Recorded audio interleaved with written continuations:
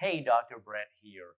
My wife and I, we recently moved to Florida with our puppy 3, 4 months ago. We've been enjoying it a lot. It's been pretty amazing here to be so close to the ocean and to be in a relatively laid back atmosphere. And I feel privileged to, have been going through this very difficult time, in a location that has been not too scared and not too stressed. And I say that because, I have a huge client base in the tri-state area, and that initially was hit very hard with COVID, and there was a lot of fear. And I was helping a lot of clients and even friends and other people I know, you know, basically process this whole thing without getting too scared. In other words, learning how to stay poised even in the face of difficulty. I know that COVID is real. I know we actually have a relative that died in a nursing home. So there's certain populations, the elderly, the immune compromised, people that are in nursing homes or assisted living, care facilities are particularly vulnerable. But I also know that there's been a lot of focus in the media on the cases and the rise in the cases and the cases and more COVID. And, this focus on the numbers doesn't necessarily give us perspective on the true picture. I think we're going to look back on it one day and realize that the mortality rate was probably way less than the 2017-18 flu that had, I believe, a 2% mortality rate. I think we're going to find that it's way less than that. And again, I'm not saying that we shouldn't social distance, that we shouldn't be responsible. Maybe bars need to be closed here, just because, especially from like 10 p.m. to 2 a.m., where people get too on top of each other and too friendly. There was a lot of marching. People were in close proximity, and so maybe that's part of the rise or the so-called spike in the numbers. It's hard to exactly say. Maybe there's a greater prevalence of testing now, and so that makes it seem as if the cases are going up and everything. But the shutting down of the economy that has occurred, and now there's some talk about doing it again on some level, it's very problematic.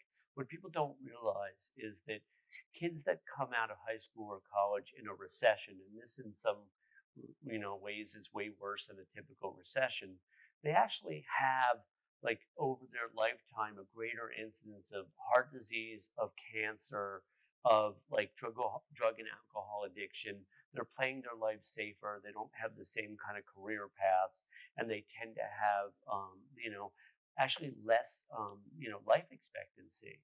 And so, if we're not careful here, we're going to do even more damage by trying to so-called save lives by, overreacting in some ways and shutting things down and causing social and economic damage that could be lasting, for a lifetime. And this could be generations where people are affected.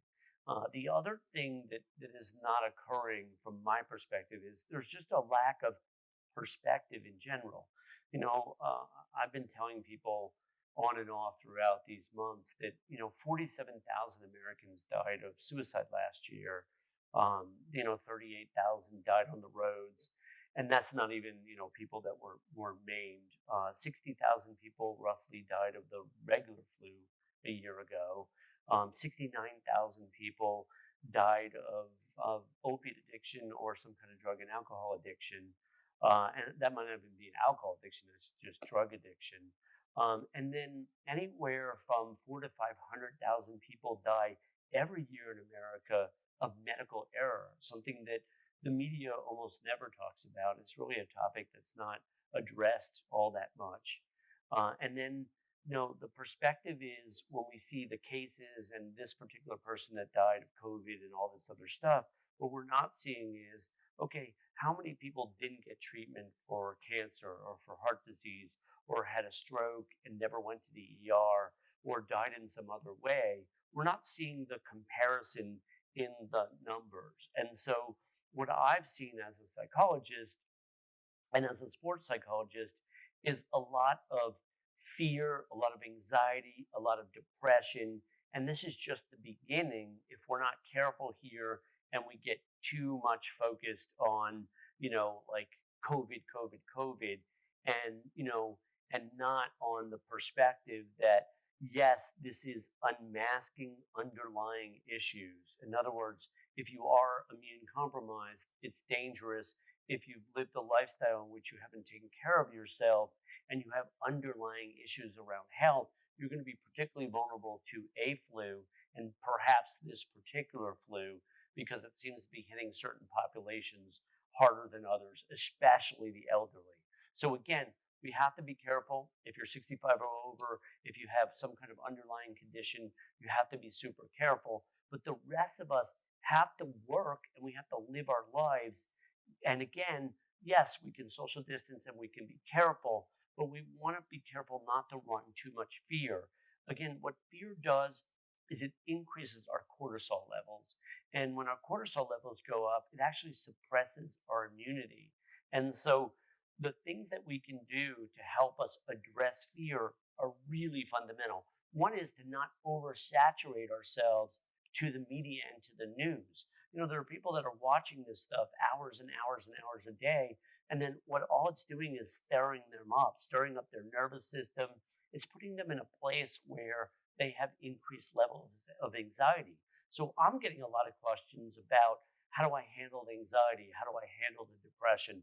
Well, part of it is you want to stop oversaturating yourself with the news or with the media, because again, a lot of that is just pointing to the numbers, the cases, the deaths, and they're not giving you perspective, which is that people are dying every day of cancer, of heart disease, of suicide, of homicide, of other flus and other viruses and so on.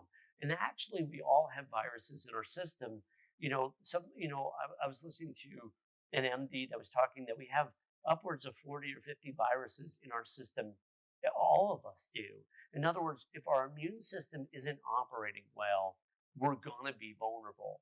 And the fast food industry is just one example of this, about how Americans in general aren't particularly healthy. It's $570 billion a year industry, fast food alone.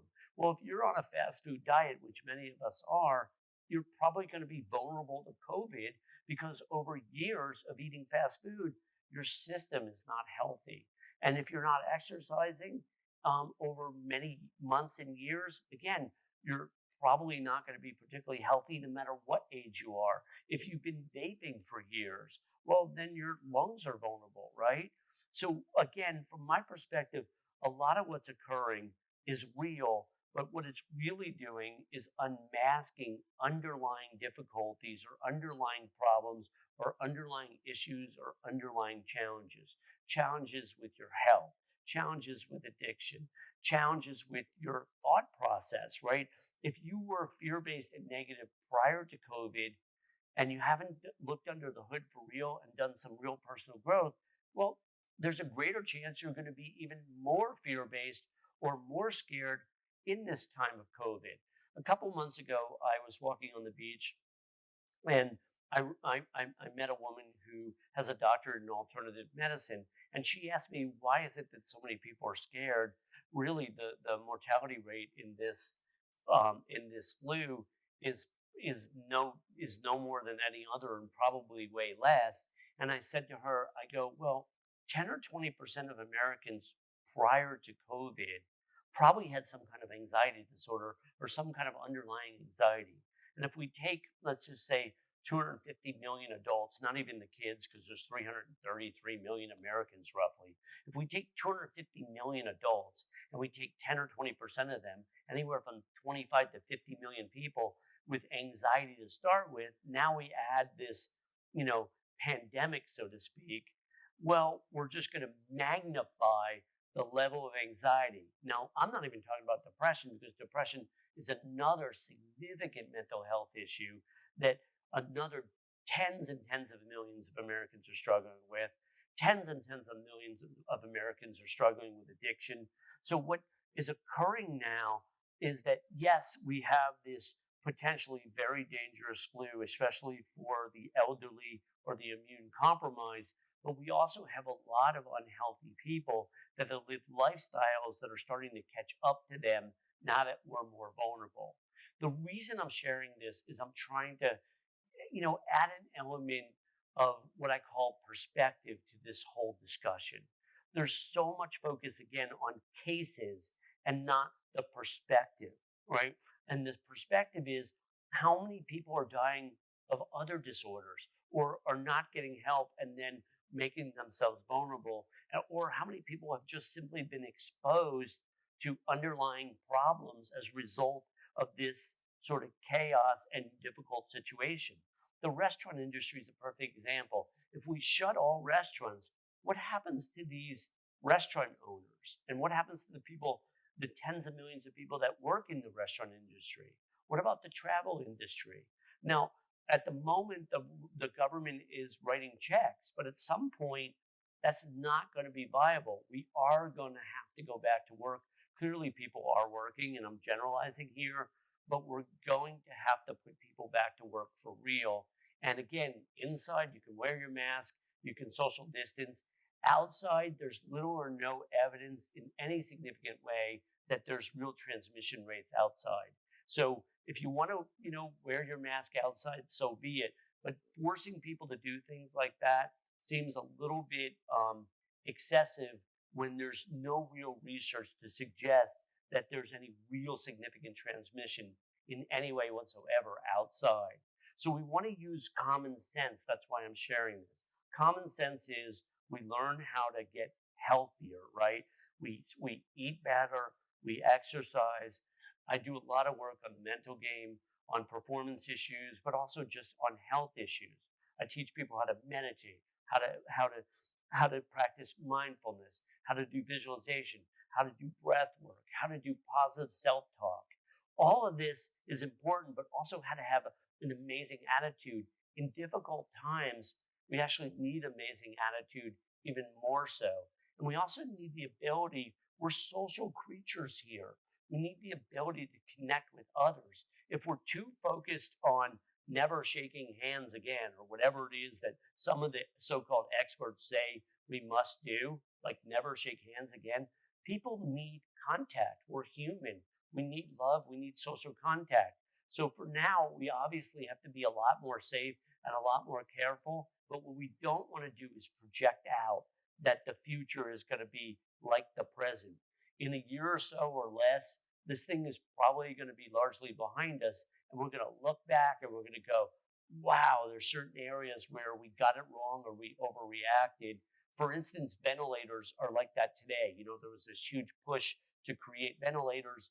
And now we find out that 80 or 90% of people that were on the ventilators died. I was talking to this doctor this morning, and she was talking about that, basically what's happening is for a lot of people, their immune system can't handle it. So you're getting the virus, and then that same immune system kicks into overdrive. And then people, are getting into extreme catastrophic places where their system can't handle it. Now we're finding out that maybe steroids are a good treatment. There's been a lot of sort of, a lot of uncertainty and a lot of doubt and a lot of misdirection, but we are figuring this thing out gradually. But my message more than anything is to begin to live without fear, to have more courage, to work on present moment time, to refuse to project, and to get creative even in this weird, awkward time, to get in the game of living and to not run so much fear. Hey, I'm Dr. Brett.